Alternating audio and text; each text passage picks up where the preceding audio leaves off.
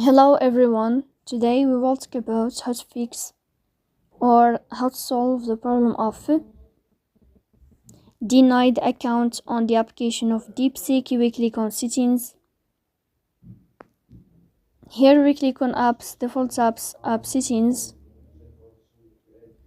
In this list you will search about DeepSeek and we click here.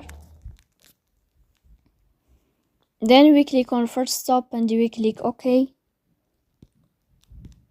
Here you will enter to the window of storage. Then we click on clear cache. Here we go to Play Store. You will search about the application of DeepSeek. If you find update, then you can update your app.